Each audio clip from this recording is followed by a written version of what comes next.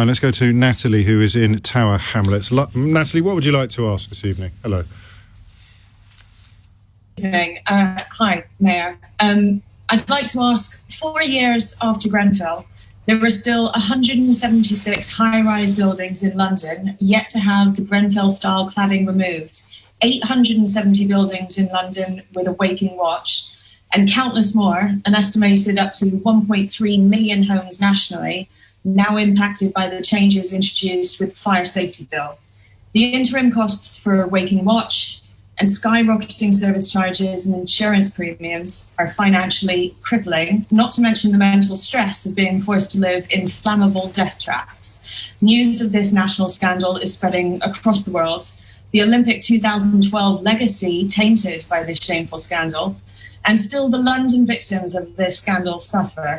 What will the Mayor do to help his distraught and long-suffering constituents? This is an unbelievable situation, which, I mean, various promises have been made about fixing it that haven't been kept. To be clear, before you answer some of the detail in Natalie's question, it's an argument about who's going to pay for it. The developers don't want to pay for it, the government won't pay for it, you can't or won't pay for it, and the residents look like they are going to be left with bills, in some cases, bills that end up being higher than the cost of their actual home. We've got a solution.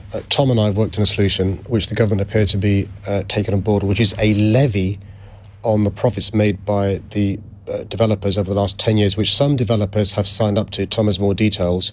If they just paid 10% of their profits, that would be billions of pounds that could contribute towards remediating the buildings that Natalie's talking about. And just to remind some of those listeners not aware, there are leaseholders whose dreams came true to buy a home, and those homes are now albatrosses because they can't sell them, with various requirements around EWS1, around paying for waking watches, and so forth and so forth. So what we're saying to the government is, you pay for the works urgently, and then later on get the monies back, recoup them through this levy from the owners, the developers who've made a fortune, and many of them now saying, listen, we're happy to pay 10%. And so this is one way to sort this out. Tom can mention some of the ones who've some gone on record and said are willing to pay this in relation to that. And so the government can quite easily legislate in relation to if there's not a voluntary scheme from the developers. And what we're saying is the windfall from the profits over the last 10 years, just a small fraction, 10%. But they will have already been divvied up for shareholders, wouldn't they? Tom Copley, you can come in here if you want. Can you name any companies that have signed up for this? When we announced the developer levy, I mean, certainly the Home Builders Federation, which is the body that represents builders, was relatively, I think, receptive to the idea. I think a lot of developers recognise that they have a responsibility here, and it was a collective and systemic failing. It was the developers, and of course it was the government too. It was a regulatory system, but I can tell you who it wasn't. It wasn't the leaseholders, the people who in good faith bought these flats and who should be protected from the cost of remediation. What I mean, listen, I'm a simple soul. Why can't you just tell developers in London that they can't throw up another building until they've taken all the cladding off the ones they've already built? Either of you.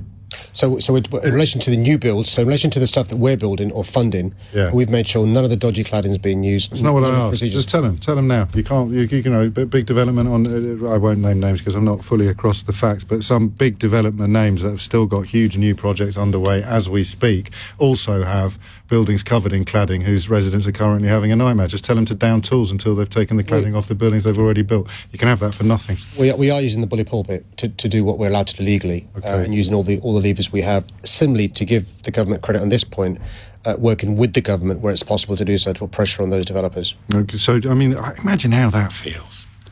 You've got a 90, I mean, not so much in London, you've got but 250 grand flat, and you've got a 100 grand bill for getting the cladding off it, and you're driving up, you know, Acacia Avenue, and you see the same name of the same developer plastered all over some fantastic new multi. You're also paying each month for a waking watch. Of course you are. And for the fire alarm, and for the ground rent. So the law would prevent you from my somewhat simplistic suggestion. We don't want litigation, but you know, Tom has met with some of these developers. I've written to the government's engaged with them as well, and we're hoping to make progress. But it's no consolation to Natalie in relation to 4 years of misery, but also it's 4 years on from Grenfell, and it's still the case that too many buildings in London, the fire service won't have confidence that the stay put advice is working because the built environment is dangerous.